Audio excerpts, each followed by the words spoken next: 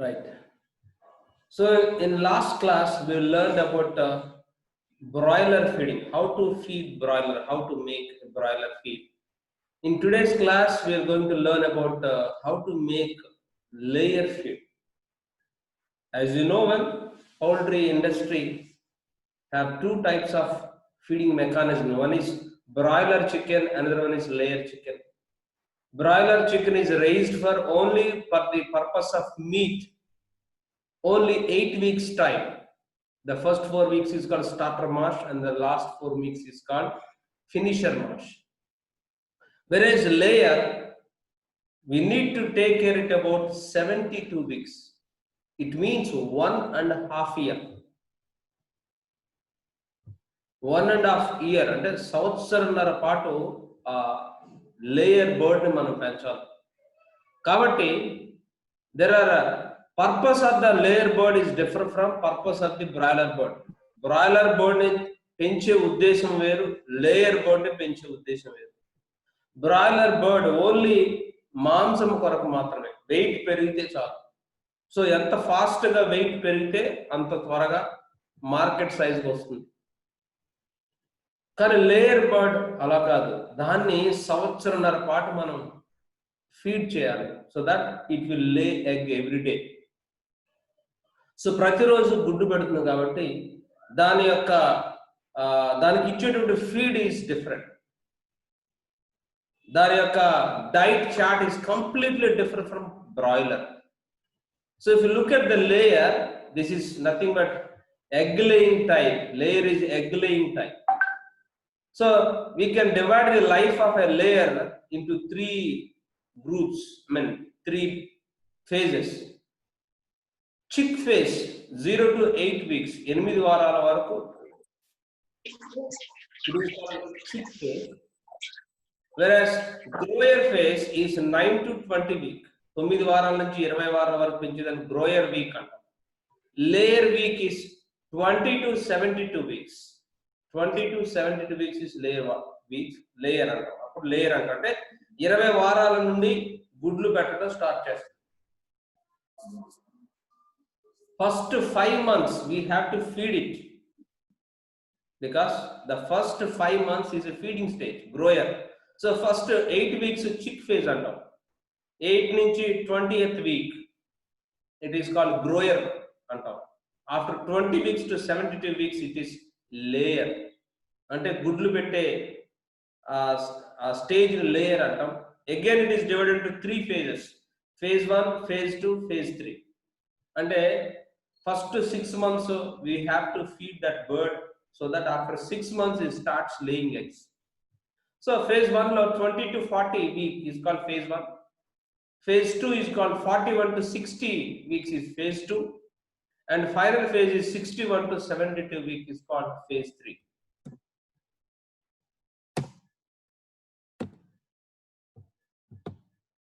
Right.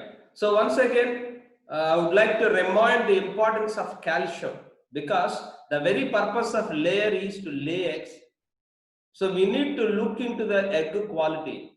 అసలు ఆ layer ని పెంచేదే కోడిగుడ్ల ఉత్పత్తి కోసం కాబట్టి we have to take much care about egg production. Egg production ఎలా పెంచాలి? Egg size also matters.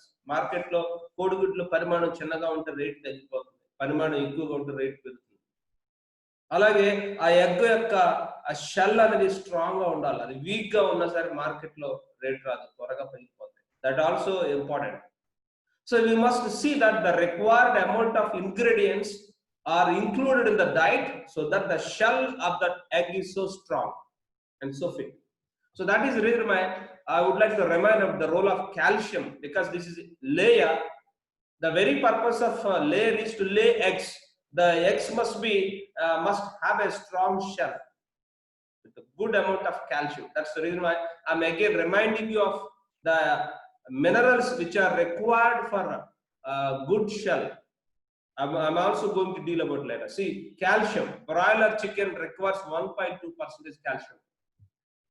In yesterday's class, we dealt about broiler chicken where 1.2% calcium throughout its life, because it's only for the purpose of building bones. ఎముకల నిర్మాణం. But in the laying birds, layers low, we need large amount of calcium up to 3%, because the eggshells is composed of entirely calcium carbonate. And the bird starts storing the calcium for about 10 to 14 days before the first egg was laid in the marrow of the long bone. అంటే కోడి గుడ్డు పెట్టడం ప్రారంభించడం, మొదటి గుడ్డు పెట్టడానికి ప్రారంభించడానికి ముందు 14 రోజుల నుంచి 10 నుంచి 14 రోజుల ముందు నుండే ఈ యొక్క కాల్షియం అనేది ఆ లాంగ్ బోన్ ఫీమర్ అంటాం, ఆ కోడి యొక్క తొడ ఎముకలు అక్కడ స్టోర్ అవుతుంది. Calcium reserves are stored well before the first egg is laid 10 to 14 days. 10 నుంచి 14 రోజుల ముందు నుండే, మొదటి గుడ్డు పెట్టడానికి ముందు 10 నుంచి 14 రోజుల ముందు ఆ కాల్షియం అనేది బాడీలో డిపాజిట్ అవుతుంది.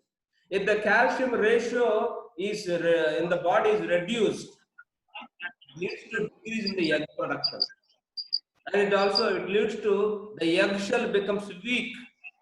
It also reduces the hatchability. ఎప్పుడైతే కాల్షియం స్థాయి తగ్గిందో కోడిగుడ్ల ఉత్పత్తి తగ్గుతుంది, ఆ ఎగ్ షెల్ ఆ పైన పెంకు బలహీనంగా తయారవుతుంది.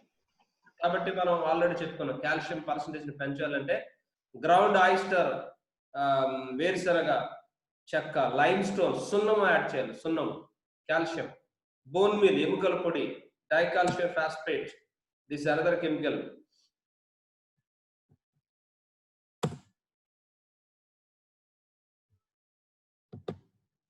So calcium carbonate is very essential for eggshell, and bones in the body of a hen acts as a reservoir for calcium. We in the pre-lay feed for the 2 weeks before 2%, finally during egg stage 2 to 2.5 or 3%. So ఒక్కోసారి bird కి osteoporosis అండి, ఎప్పుడైతే calcium levels తగ్గినాయో osteoporosis అండి, ఎముకలు బలహీనం అవుతాయి, అందువల్ల కూడా గుడ్ల ఉత్పత్తి తగ్గచ్చు. Cage layer fatigue is syndrome, అంటే ఎక్కువ కాలం ఆ కేజ్, ఈ బర్డ్స్ ని మనం కేజీలో పెడతాం, ఆ ఇనుప బోనుల్లో, దాంట్లో పెట్టడం వల్ల అది ఎటు కదలకుండా అక్కడే ఉండి నుంచొని 24 గంటలు అక్కడే ఆహారాన్ని భుజించడం వల్ల కేజ్ లేయర్ ఫ్యాటిగ్ అని వస్తుంది. అందువల్ల కూడా కోడిగుడ్ల ఉత్పత్తి తగ్గుతుంది అనమాట. So another mineral we need is phosphate. Phosphorus is very important in the diet of the poultry, because the phosphate is also essential for bone formation and shell formation. ఎముకలు బలానికి, గుడ్లు పెంకు ఏర్పడటానికి ఫాస్ఫరస్ కూడా అవసరం. వీటి మధ్య రేషియో 1.1 to 1.5:1 ఉండాలి. Okay, right. దీంతో పాటుగా we need magnesium, manganese, zinc. They are also essential for eggshell formation. So major is calcium, second is phosphorus. దాంతో పాటు కొన్ని మైక్రో ఎలిమెంట్స్ తక్కువ మోతాదులు ఇవి కూడా అవసరం. మ్యాంగనీస్, మెగ్నీషియం, మ్యాంగనీస్, జింక్, ఈ 3 కూడా అవసరం. సో టోటల్ గా ఎగ్ షెల్ ఫామ్ అవ్వాలంటే calcium, phosphorus, magnesium, manganese, zinc, these are very very important. Calcium బాగుంది, ఫాస్ఫేట్ కూడా బాగుంది, కానీ జింక్ కానీ మ్యాంగనీస్ కానీ కొంచెం తగ్గినాయి అనుకోండి, that also influence egg production, అది కూడా కోడిగుడ్ల ఉత్పత్తిని ప్రభావితం చేస్తుంది. So these are the important points you have to remember. When I said important, you are sure you are going to get it in the exam as a question, in the final exam too, right? So this is also talking about phosphate, right? The another important factor is sodium chloride, salt. Salt is 0.5 to 1% undali, salt. Okay, so ఎందుకు salt అంటే the deficiency of sodium chloride, ఎప్పుడైతే salt content sodium chloride తగ్గిందో it leads to decline in egg production, అది కూడా కోడిగుడ్ల ఉత్పత్తిని ప్రభావితం చేస్తుంది. సో కోడిగుడ్ల ఉత్పత్తిని ప్రభావితం చేసేది calcium, phosphorus, magnesium, manganese, zinc and also sodium chloride. You have to add all these points, you should prepare notes. Sodium chloride is also leads to decline in egg production. Deficiency in sodium chloride leads to increased feather pecking. ఎప్పుడైతే ఉప్పు శాతం తగ్గిందో ఏం చేస్తాయంటే కోళ్ళు తమ శరీరం మీద ఉన్న ఆ ఏకల్ని what we call they peck themselves, pecking అంట, ఏకల్ని పీకేసుకుంటుంది, అమంతా ఊడిపోతాయి అన్నమాట. Right. And manganese. Hello, sir. Excuse me, sir. Yeah. Sir, slides ఏమీ రావట్లేదు sir. You are not seeing the slides? Yes, sir. Yes, sir. ఒక స్లైడ్ కూడా కనపట్లేదా? అసలు లేదు సార్. Okay okay right. ఇప్పుడు దాకా ఒక స్లైడ్ కూడా మీరు చూడలేదా? అసలు రాలేదు సార్ ఇప్పటి వరకు. అవునా? ఇప్పుడు వస్తుందా? ఎస్ సార్, ఇప్పుడు వచ్చింది sir. Okay right right. Okay sir, thank you. So మళ్ళా క్విక్ గా anyway don't worry, I'm going to share this PPT, don't worry about it. Calcium, as I told you, 3%, 10 to 14 days before, and phosphorus, sodium chloride and decline egg production. Right? Kanapadutundi kada? Yes, sir. Right. Manganese also needed for egg production. Right. So next, let's look into the egg quality.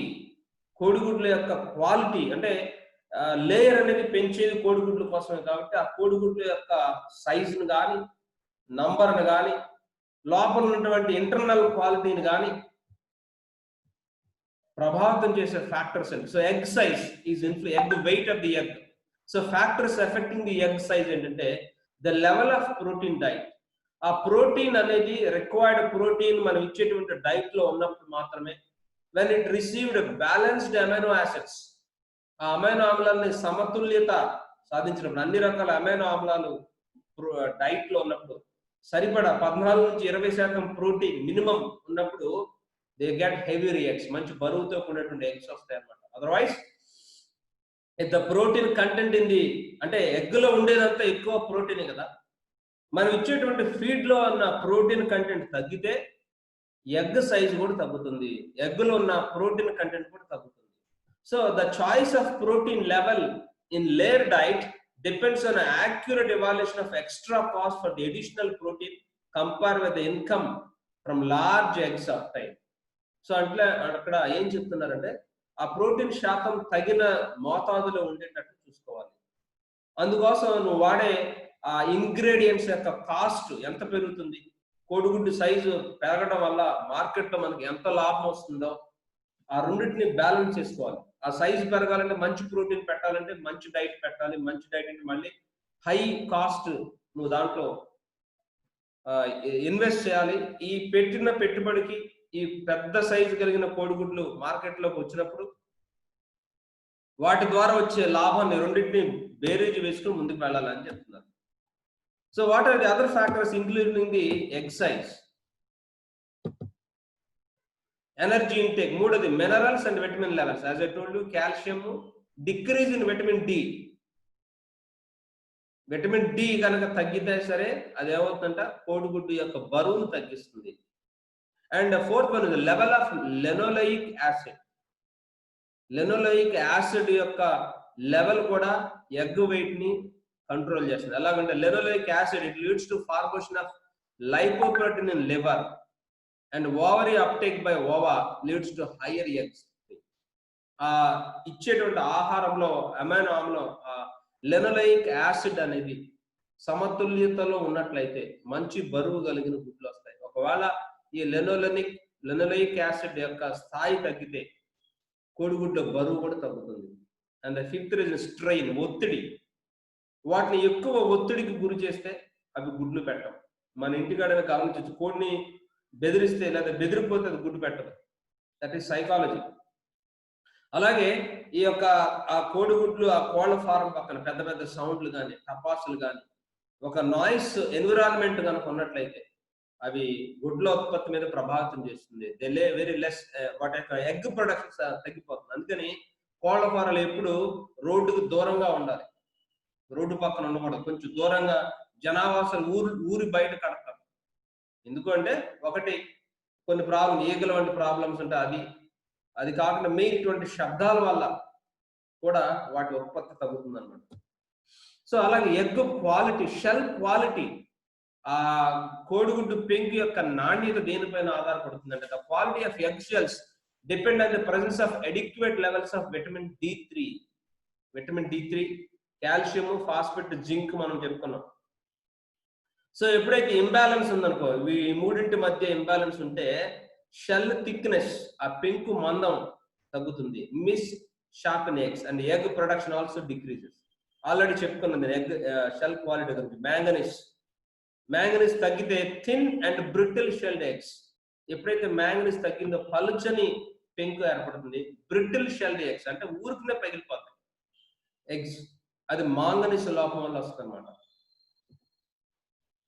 అలాగే very hot weather, వాతావరణంలో చాలా వేడి ఎక్కువగా ఉన్నట్లయితే poor quality egg shells. Very hot weather especial in summer, the temperature very high, we get the poor quality egg shell యొక్క క్వాలిటీని ప్రభావితం చేసేది temperature. So we should see that ఆ యొక్క ఫార్ములా, చికెన్ ఫార్ములా టెంపరేచర్ తగ్గించుకునే విధంగా మనం చర్యలు తీసుకోవాలి. End of laying period, falls egg shells quality due to failure and calcium metabolism, decrease in calcium. Sulfonamide drugs also leads to thin shelled eggs. మనం కొన్నిసార్లు ఇచ్చే మందుల్లో ఈ సల్ఫోనమైడ్ డ్రగ్స్ కలిసినట్లయితే వాటికి ఏదైనా వ్యాధి వచ్చినప్పుడు ఇటువంటి సల్ఫోనమైడ్ డ్రగ్స్ ఇస్తే దానివల్ల కూడా కోడిగుడ్ల యొక్క పెంకు, ఆ మందం అనేది తగ్గుతుంది. అలాగే insecticides and fungicides in the grain leads to mall formed eggs, defected eggs. అంటే సాధారణంగా మనం ధాన్యాన్ని వాడతాం. అంటే ఏంటి, మేత తయారీలు మనం చూసాం. ఏంటంటే మెయిజ్, మొక్కజొన్న, జొన్నలు, సజ్జలు, రాగులు, వీటిని శుభ్రం చేసుకుని వాడుకోవాలి. లేకపోతే వీటిని పెంచేటప్పుడు, కల్చర్ చేసేటప్పుడు వాటి మీద పురుగు మందులు కొట్టుకుంటాయి, ఇన్సెక్టిసైడ్స్ అండ్ ఫంగిసైడ్స్. ఆ పురుగులు రాకుండా, జబ్బులు రాకుండా ఆ పంట గింజల మీద కొన్ని రకాల కెమికల్స్ స్ప్రే చేస్తారు. వాటి వల్ల కూడా వాటిని కనుక మనం సరిగ్గా శుభ్రం చేసుకోకుండా దాన్ని వాడినట్లయితే వాటి మీద ఉన్నటువంటి ఆ పురుగు మందుల అవశేషాల వల్ల కూడా డిఫార్మ్డ్ ఎగ్స్, ఒక షేప్లెస్ ఎగ్స్ అనేవి ఫామ్ అవుతాయి. వాటి యొక్క పింక్ అనేది సరిగ్గా ఫామ్ అవుతాయి, డిఫార్మ్డ్ ఎగ్స్ ఫామ్ అవుతాయి, malformed eggs. Rancid cod liver oil in the diet, మనం వాడేటప్పుడు ఆయిల్లో కార్డ్ లివర్ ఆయిల్ వాడితే రఫ్ షెల్డ్ ఎగ్స్ వస్తాయి. రఫ్ గా ఉంటుంది ఎగ్ అనేది, స్మూత్ గా ఉండదు, రఫ్ గా గరుగ్గా ఉంటుంది. అండ్ డిసీజ్, ఆ బర్డ్ కి డిసీజ్ ఉన్నా సరే దాని ప్రభావం ఎగ్ షెల్ మీద పడుతుంది. Poor shell quality. మార్కెట్ లో కోడిగుడ్డుకు మంచి రేటు పలకాలి అంటే ముందు ఆ కోడిగుడ్డు యొక్క క్వాలిటీ, ఆ షెల్ క్వాలిటీ, ఆ క్లెన్లీనెస్, ఆ సైజ్ ఆఫ్ ది ఎగ్, ఇవన్నీ ప్రభావితం చేస్తాయి. చిన్న సైజు ఎగ్ వస్తే మార్కెట్లో రేటు పలకదు. లేదా ఆ కోడిగుడ్డు పెంకు బలహీనంగా ఉన్నా సరే, తోలుగుడ్లతో కలిగిన గుడ్లు ఫార్మ్ అయినా సరే మార్కెట్లో దాని రేట్ రాదు, ఫలితంగా రైతు నష్టపోతాడు. కాబట్టి why I'm stressing much on egg shell is, ఆ కోడిగుడ్డుకి మూలం ఆ గుడ్డే, దాని యొక్క పెంకే మెయిన్ ఫస్ట్ జనాలు చూసేది. కాబట్టి దాన్ని బట్టి మార్కెట్ లో రేట్ డిసైడ్ అవుతుంది. కాబట్టి you must see care, take care about shell quality.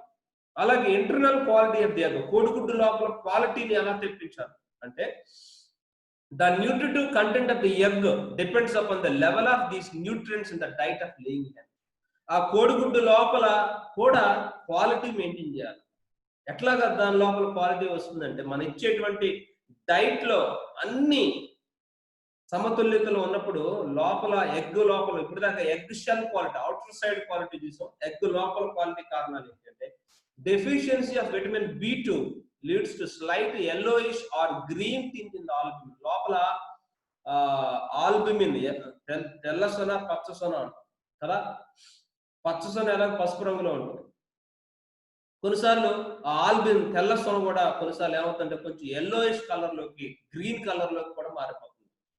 అటువంటి ఎగ్స్ కి మార్కెట్ లో పెద్ద డిమాండ్ ఉండదు. లోపల ఉడకబెట్టిన తర్వాత తెలుస్తుంది. ఎందుకు ఆ కలర్ చేంజ్ వస్తుంది అంటే విటమిన్ B12 లోపం వల్ల ఆ లోపల ఆ వైట్ యోక్ కలర్ చేంజ్ అవుతుంది, because of the deficiency vitamin B2. Sorry, so you must see that. అలాగే లోపల యోక్ కలర్ పచ్చ సొన అంట, ఎల్లో కలర్ లో ఉంటుంది. సో ఆ కలర్ ఎంత ఎల్లోగా ఉంటే అంత అట్రాక్టివ్ గా ఉంటుంది. కొన్నిసార్లు ఆ ఎల్లోనెస్ తగ్గుతుంది, కొన్నిసార్లు ఆ ఎల్లోనెస్ బదులు వేరే కలర్, బ్రౌన్ కలర్ పచ్చ సొన వస్తుంది. లోపల ఉండే పచ్చ సొన కొన్నిసార్లు బ్రౌన్ కలర్ లో ఉండొచ్చు, కొన్నిసార్లు రెడ్ కలర్ లో మారిపోవచ్చు. కొన్నిసార్లు పింక్ కలర్ లోకి మారచ్చు. ఎందుకంటే మనం ఇచ్చేటువంటి డైట్ లో ఉండే carotenoids plays very important role. చూడండి, the colour of egg yolk అంటే లోపల ఉండే పచ్చ depends upon the presence of carotenoid pigment xanthophylls in the ration, especially fresh and good dried green feeds or feed additives. మనం మొక్కజొన్న ఇస్తాం కదా, మొక్కజొన్న ఎల్లో కలర్ లో ఉంటుంది గింజలు. ఎందుకు ఎల్లో కలర్ లో మొక్కజొన్న గింజలు ఉంటాయి అంటే ఆ ఎల్లో కలర్ రావడానికి లోపల కెరోటినాయిడ్ పిగ్మెంట్ xanthophylls అంటారు. xanthophylls కెరోటినాయిడ్స్ అంటారు. చూడండి, ఆ టమాటా red colour, carrot red colour, అలాగే మెయిజ్ ఎల్లో కలర్. ఎందుకు ఈ కలర్ వస్తుంది? Why the colour of different colours to the vegetables అంటే అందులో xanthophylls అనే పిగ్మెంట్ రంగు అన్నమాట, natural colour, that is called pigment. So మనం ఇచ్చేటువంటి ఫీడ్ లో ఆ పిగ్మెంట్ ఎక్కువగా ఉన్నట్లయితే అది ఆ పసుపు ధనాన్ని కలగజేస్తుంది. So the feed that we give will control the colour of the yolk. తోటకు షాప్కి వెళ్ళావు, ఎగ్ కొన్నావు, ఉడకబెట్టావు, కట్ చేయగానే లోపల ఆ పసుపు రంగు బదులు తక్కువ పసుపు రంగులో ఉంది, అది నీకు నచ్చదు, మళ్ళీ అక్కడ కొనవు, ఎగ్స్ బాగాలేదంటే.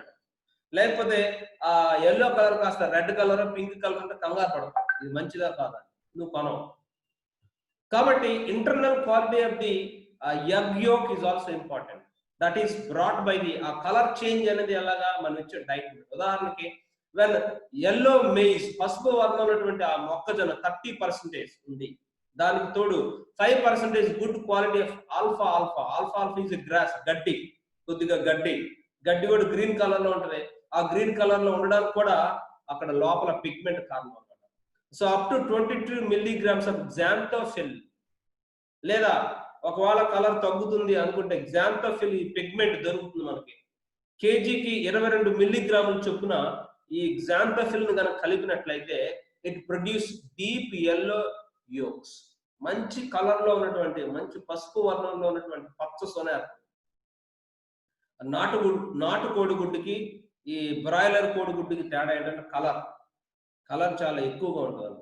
ఎందుకని మనం ఇచ్చే డైట్ లో వీటన్నిటిని యాడ్ చేయడం ద్వారా మనం ఏం చేయొచ్చు, మంచి ఎల్లో రంగు ఉన్నటువంటి యూక్ ప్రొడ్యూస్ చేయొచ్చు. అప్పుడు చూసే వ్యక్తికి మంచి క్వాలిటీ కలిగినటువంటి ఎగ్ గా భావిస్తాడు. అలాగే highly pigmented plants and undesirable coloured yolks, మనం వాడేటప్పుడు మేతలో వేరు రంగురంగుల ఆకులు కలిగినటువంటి మొక్కలు వాడినా సరే అన్డిజైరబుల్ కలర్ యూక్ వస్తుంది, ఊహించనమాట. కొన్నిసార్లు large amount of untreated material CS brown mottled yolk, సరిగ్గా శుభ్రం చేయనటువంటి గింజలను వాడటం వల్ల ఆ యొక్క పచ్చసొన కొన్నిసార్లు బ్రౌన్ కలర్ లో కానీ పింక్ కలర్ లోకి మారుతుంది, కొన్నిసార్లు ఆరెంజ్ రెడ్ కలర్స్ కూడా మారచ్చు. So that is about the yolk colour. So అలాగే పౌల్ట్రీ ఫీడ్ ఎప్పుడు చెప్తున్నాను కదా, it is a trial and error method. Test చేసి చూసుకోవాలి. ఒక ఫార్ములా దొరికింది, ఆ ఫార్ములా ఇంప్లిమెంట్ చేసేస్తానంటే కాదు, అది మనకు సూట్ అవుతుందా లేదా, ఆ ఫీడ్ ఇంగ్రీడియంట్స్ కరెక్ట్ గా ఉన్నాయా లేదా, అవన్నీ చెక్ చేసుకుని ప్రాక్టికల్ గా ట్రయల్ అండ్ ఎర్రర్ మెథడ్ లో వాడాలి. సో అలా డిఫరెంట్ మెథడ్స్ ఆల్జిబ్రా, ఇప్పుడు అంతా పెద్ద కోళ్ళ ఫార్ములా ఏం చేస్తాయంటే computer based feeding, complete computer based, computer ఏ ఫార్ములాలు ఎంత వేయాలనేది చెప్పేస్తుంది అన్నమాట. సో యావరేజ్ గా ఒక బర్డ్ ఎంత ఫీడ్ తీసుకుంటుంది, dietary chart, daily feed per week starting లో మొట్టమొదటిగా 10 grams per day, 10 to 12 grams. ఈ వెయిట్ కి ఇప్పుడు చూపించిన దానికి ఒక 2-3 గ్రాములు అటు ఇటుకు ఉంటుంది. I'm giving an average one. So మొదటి వారంలో 10 గ్రాములు, రెండో వారంలోకి ఎంటర్ అయినప్పుడు 18 గ్రాములు పర్ డే పర్ బర్డ్, రోజుకి తినేది 18 గ్రాములు. మూడో వారంలో 22 గ్రాములు, 26 గ్రాములు, 30 గ్రాములు. ఈ విధంగా 16వ వారానికి వచ్చేదానికి 85 గ్రాములు. మన లేయర్ బర్డ్ 72 వారాలు ఉంటుంది. ఆ తర్వాత ఈ 85 కాస్త మాక్సిమం 120 grams వెళ్తుంది. సో లేయింగ్ ఎప్పుడైతే గుడ్లు పెడుతుందో, ఎప్పుడు గుడ్లు పెట్టడం స్టార్ట్ చేస్తుందంటే 20వ వారం నుంచి స్టార్ట్ చేస్తుంది. ఆ సమయానికి ఇది ఇంచుమించు పర్ డే 110-120 గ్రాముల ఫీడ్ కావాలి ఒక్కొక్క బర్డ్. ఇది రఫ్ క్యాలిక్యులేషన్. దీనివల్ల ఏమవుతుందంటే మనం 100 బర్డ్స్ పెంచుతుంటే 100 బర్డ్స్ కి ఎంత మేత కావాలి అనేది దాని వయసును బట్టి ఆధారపడి తినే ఆహారం. చూడండి, మన చిన్నపిల్లలు కొద్దిగా తింటారు, వయసు పెరిగిన కొద్దీ ఎక్కువ ఆహారం తీసుకుంటారు. అలాగే బర్డ్స్ కూడా అంతే. సో వాటి వయసు ఎంతో తెలిస్తే అవి రోజుకి ఎన్ని గ్రాములు తింటాయో తెలుస్తాయి. దాన్ని బట్టి మనం రోజుకి ఎన్ని బర్డ్స్ ఉన్నాయి, ఎంత మేత తయారు చేయాలి, ఎంత మేతను ప్రొవైడ్ చేయాలన్న విషయం ఈ చార్ట్ ని బట్టి అర్థమవుతుంది. ఓకే, అంతేకాదు సుమా ఒక నెలకి ఒక 1000 బర్డ్స్ కి ఎంత అవసరం అనేది కూడా మనం దీని నుంచి తెలుసుకోవచ్చు. ఒక ఎస్టిమేషన్ ప్రాపర్ గా ఉంటుంది. ఇకపోతే సీ ద డైట్స్ చూడండి, మనం చిక్ స్టేజ్ మొదటి 8 వారాలు, ఆ తర్వాత గ్రోయర్ 8 నుంచి 20 వారాలు గ్రోయర్ స్టేజ్ అంట. లేయర్ అంటే 20 నుంచి 72 వారాలు వచ్చేదంతా లేయర్. సో దాంట్లోనే మళ్ళా మరొక స్టేజ్ బ్రీడర్ స్టేజ్, మనం పెంచుతాం అన్నమాట దాన్ని breeder. So chick stage, grower stage, layer stage. So moisture, protein content 20% ఉండాలి చెప్పాగా స్టార్టింగ్ లో నేను చెప్పుకున్నాను. ఎర్లీ స్టేజ్ లో you should have more protein. Protein ఎక్కువ ఉంటే అది ఫాస్ట్ గా గ్రో అవుతుంది అనమాట. ప్రోటీన్ రేషియో ఎప్పుడు 14 to 20% ఉండాలి. 14 నుంచి 20% మధ్యలో protein content ideal. So grower stage 16. Layer stage ఎప్పుడైతే గుడ్లు పెట్టడం ప్రారంభిస్తుందో కొద్దిగా ప్రోటీన్ శాతాన్ని పెంచాలి, 18% ఉంటుంది. అలాగే ఫ్యాట్ పర్సంటేజ్ 7 to 8% ఉండాలి. ఫ్యాట్ ఎప్పుడు 7 నుంచి 8% ఉండాలి. ఒకవేళ ఎక్సెస్ అయితే మన కోడ్ను కట్ చేసిన లోపల ఫ్యాట్ డిపాజిట్స్ కనపడతాయి. 7 to 8% ఉండాలి. ఎగ్ లేయింగ్ ఫేజ్ లో కొంచెం 1% ఫ్యాట్స్ ఎక్కువ పెంచాలి. And salt 0.6% in all the stages 0.6 ఉండాలి. Sodium chloride, salt. ఒకవేళ తగ్గితే ఆల్రెడీ చెప్పుకున్నాం, decrease in sodium chloride leads to decrease in egg production. Just calcium చూడండి, this is very important. Yesterday I told you. Broiler కి ఎంత, దాని age 8 weeks. 8 weeks కి 1.5 kg బరువు పెరుగుతుంది. కానీ లేయర్ అలా కాదు, చాలా స్లోగా బరువు పెంచుకోవాలి మనం. సో మొదటి 8 వారాలు 1%. మనం బ్రాయిలర్ కూడా నేను చెప్పుకున్నాం 1% ఇచ్చుకున్నాం కాల్షియం. గ్రోయర్ కూడా 1%. కానీ లేయర్ అంటే ఎగ్, కోడి గుడ్లు పెట్టేటువంటి స్థాయి ఎగ్ దాని లేయర్ అంటాం. ఇక్కడ సడన్ గా 1% నుంచి 3% కాల్షియం పెంచాం. సో ఇది ఎగ్ లేయింగ్ ఫేజ్ కాబట్టి ఇక్కడ 20 వారాల తర్వాత మనం కాల్షియం రేట్ ని పెంచాలి. ఎందుకంటే this is very essential for egg shell formation. కోడి గుడ్డు పడుతుంది కాబట్టి. సో సడన్ గా you will see the difference. అంటే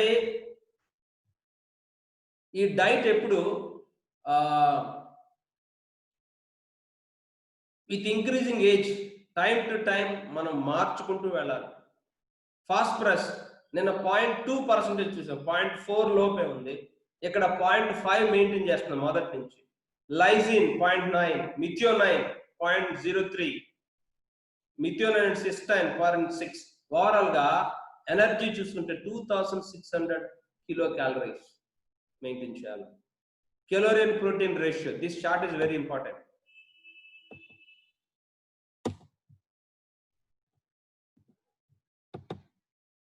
Okay, linoleic acid, I told you linoleic acid is very important. 1% ఉండాలి. Vitamin A, this is the chart. A vitamin ఎంత percentage ఉండాలో. దీని అన్ని మార్కెట్ లో మినరల్ మిక్సర్ అని దొరుకుతుంది. ఆ మినరల్ మిక్సర్ తెచ్చుకుంటే దాంట్లో అన్ని రకాల మినరల్స్ ఉంటాయి. మనము ఈ రేషియోలో ఉండేలా మినిమం ఈ మిల్లీగ్రామ్స్ లో ఉండేలా చూసుకోవాలి. అండ్ ఇంకొక 7 to 8 minutes లో ఇది డిస్కనెక్ట్ అవుతుంది. Again we will join, immediately join them. We have don't miss it, we have lot of slides because ee roju emaithe cheppano. So you are going to get the final exam tomorrow. So tomorrow or Sunday I'll give final exam. Be prepared. Nenu emaithe material ichchano, emaithe PPT lu share chesano, read that thoroughly. Na class winner notes రాసుకున్నట్లయితే మీరు అన్ని క్వశ్చన్లు answer చేయొచ్చు. మీకు వచ్చిన మార్కులు percentage రూపంలో మీ certificate లో చూపిస్తుంది. This person has got 92% marks అని చెప్పి మీ సర్టిఫికెట్ లో కనపడుతుంది. And I'll make sure that you all get good percentage, but at the same time you have to work hard. Just ఇప్పుడు ఏమైతే పీపీటీ షేర్ చేస్తున్నానో వాటన్నిటిని ఒకసారి చూడండి, రాసుకున్న విషయం జ్ఞాపకం చేసుకుని ఒకసారి. అవన్నీ రేపు ఎగ్జామ్ లో మీకు మంచి పర్సంటేజ్ సర్టిఫికెట్ మీ మెయిల్కే వస్తుంది. సో అలాగే మాక్సిమం ఇంక్లూజన్ లెవెల్, కొన్నిసార్లు డౌట్ వస్తూ ఉంటాయి, ఎక్కడ దాకా ఎంత శాతం వరకు వేయొచ్చు మేత తయారు చేసేటప్పుడు, పలానా మొక్కజొన్న అంటే ఎన్ని కిలోలు వాడచ్చు, ఎంత వరకు వేయచ్చు అని డౌట్ వస్తుంది. So this is a maximum inclusion level. Maximum ఎక్కడి దాకా వాడచ్చు అనేది మేజ్ అనుకోండి 60% వరకు వాడచ్చు మేజ్. 60% అంటే డైట్ లో అంటే 100 కిలోల మేత 60 కిలోల దాకా పెట్టు మాక్సిమం అది. But it is not advisable. 35-40% వరకు పెట్టుకొని దానికి బదులు వేరే కూడా మనం యాడ్ చేసుకోవచ్చు. చాలా విషయాలు డే 2 లో చెప్తున్నాం. Day 3 what are the ingredients అంటే మీరు డిఫరెంట్ ఇంగ్రీడియంట్స్ చెప్తున్నాం. So this is a maximum level of inclusion. So we have molasses up to 5%, rice bran 10 నుంచి 20%, 10 నుంచి 100 కిలోలకి లెక్క వేసుకుంటే 10 నుంచి 20 కిలోల వరకు వాడుకోవచ్చు. బ్యాలెన్స్ చేసుకోవాలి. ఒకవేళ మేజ్ తక్కువ తీసుకుంటే దాని ప్లేస్ లో మిగిలిన ప్లేస్ లో ఇవి యాడ్ చేసి సోయాబీన్ మీల్ 40% వరకు తీసుకోవచ్చు. Not beyond 40 not advisable, not allowed. Linseed meal, meet meal, మాంసపు పొడి అన్నాం, ఎముకల పొడి, ఇవన్నీ మహా అయితే 10%, దానికి మించి వాడకూడదు. దిస్ ఇస్ మాక్సిమం లెవెల్, దానికి మించి వాడకూడదు. బ్లడ్ మీల్ 3%, సన్ఫ్లవర్ కేక్ పొద్దుతిరుగుడు చెక్క అన్నాం 10 to 20, బాజ్రా జొన్నలు, వీట్ గోధుమలు, అండ్ కాటన్ కేక్ పత్తి గింజల నుంచి తీసినటువంటి ఆ చెక్క, పత్తి గింజల చెక్క, అండ్ రైస్ పాలిష్డ్ రైస్, తౌడ్ అంటాం కదా, అది రైస్ పాలిష్ అంటే. బ్రోకెన్ రైస్ అంటే నూకలు. అలాగే వీట్ బ్రాన్ గోధుమల నుంచి తీసిన తౌడు 10 నుంచి 15%. సిసమే మీల్ అంటే నువ్వుల పొడి, నువ్వులు 20%. లిన్సీడ్ అవిసెలు 4%. ఫిష్ మీల్ చెప్తున్నాం, నాట్ మోర్ దెన్ 10% మనం చెప్తున్నాం. ఫిష్ మీల్ అంటే మీకు తెలుసు, చేపల పొడి, ఎండిపోయినటువంటి చేపలను డ్రై చేసి దాన్ని స్టెరిలైజేషన్ చేయాలి. Should make it microbe free చేసి దాన్ని మనం ఫిష్ మీల్ కావచ్చు. Maximum 10%. Beyond that you cannot use. Why? ఎందుకంటే అది ఎక్కువ అయితే no doubt fish meal is the highest protein. మనం వాడుకున్నటువంటి ప్రోటీన్ కంటెంట్ చాలా వాడాం. సోయాబీన్ మీల్ వాడాం, అలాగే గ్రౌండ్ నట్ మీల్, వేరుశనగ చెక్క, పొద్దుతిరుగుడు చెక్క, నువ్వుల చెక్క, ఇవన్నీ ప్రోటీన్ కంటెంట్ ఉన్నాయి. Plant protein. యానిమల్ ప్రోటీన్ లో హైయెస్ట్ ఫిష్ మీల్. ఇక్కడ సోయాబీన్ మీల్ లో మనకి 49% ప్రోటీన్ ఉంటే ఫిష్ మీల్ లో 62% ప్రోటీన్ ఉంది. 62% ఉంది కదా, మంచి ప్రోటీన్ ఉంది కదా, నేను ఫిష్ మీల్ వాడతాను, ఎక్కువ వాడతాను అంటే సమస్య ఏంటంటే అప్పుడు ఆ కోడిగుడ్లు, కోడి మాంసం అంతా ఆ ఫిష్ స్మెల్ వస్తుంది. ఫిష్ స్మెల్ వస్తే మార్కెట్లో దానికి డిమాండ్ ఉండదు కాబట్టి దాన్ని అంతగా కొనరు, నష్టం వస్తుంది రైతులు. కాబట్టి ఏం చేయాలి? Fish meal though it is a good source of protein 62%, 60-62 ఉంది. So we must limit it for 10% ఉంది. అలాగే మీట్ ఆర్ బోన్ మీల్ 5%, అంటే 100 కిలోలకు 5% వాడాలి. 5 kg వరకు వాడచ్చు, దాని లోపే వాడకూడదు, నాట్ మోర్ దెన్ 5. సిల్క్ వామ్ ప్యూపే, పట్టు పురుగులు పెంచినప్పుడు ఆ పట్టు పురుగులు చనిపోతాయి చివర్లో, ఆ పట్టు పురుగులు కూడా ప్రోటీనే. వాటిని కూడా తెచ్చి డ్రై చేసి పౌడర్ చేసి దాన్ని, లేదా వాటిని కూడా మనం పురుగులు డ్రై చేయాల్సిన, వాటిని కూడా లైవ్ ఇచ్చినా తినేస్తారు. లైవ్ చిన్న చిన్న పురుగులను కోడి తింటారు కాబట్టి మనం వాటిని ఇచ్చినా సరే అది ఆహారంగా డైరెక్ట్ ఎండబెట్టకపోయినా డైరెక్ట్ వాటిని ఇచ్చినా 6 kg ఉండేలా చూసుకోవాలి. సోర్గం జొన్నల జవర్ 10 to 20. Like wise you must use it for fat కూడా 2 to 3%, మాక్సిమం 7 to 8. సాల్ట్ 0.5, అంతకన్నా ఎక్కువ ఉండకూడదు. లైమ్ స్టోన్, లేయర్కి లైమ్ స్టోన్ వాడాలి, ఇది గుర్తుపెట్టుకోండి. బ్రాయిలర్ ఫీడ్ లో సున్నం వాడరు, సున్నం కలప అవసరం లేదు.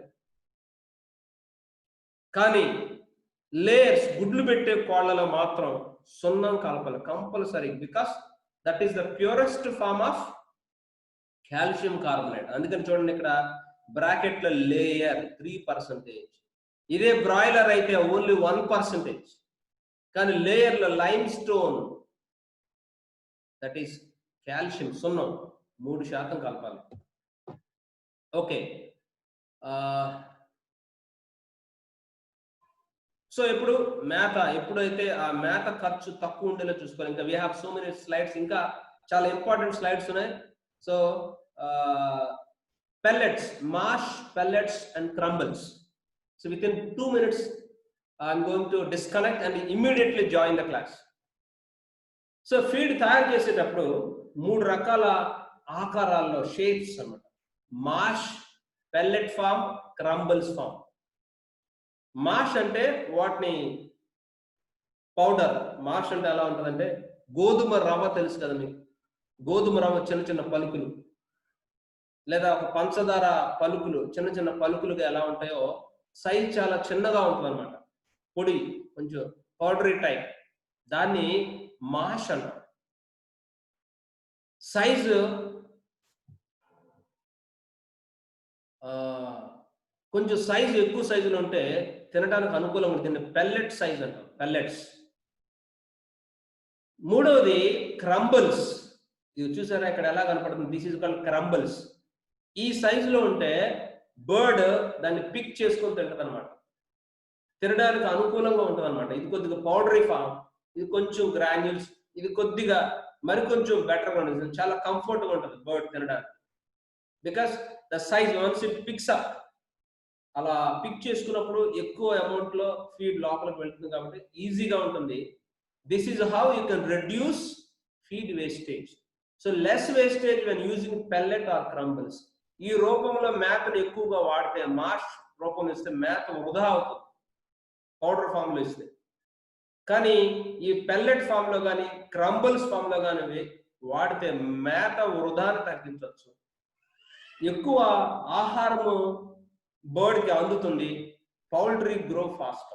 కాబట్టి we must give feed in the form of crumbles.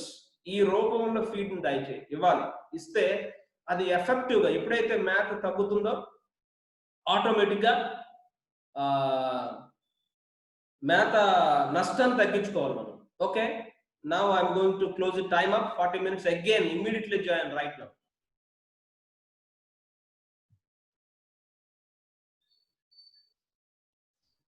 Immediate గా జాయిన్ అవ్వండి మీరు right now. I'm going to end the 40 minutes అయిపోయింది.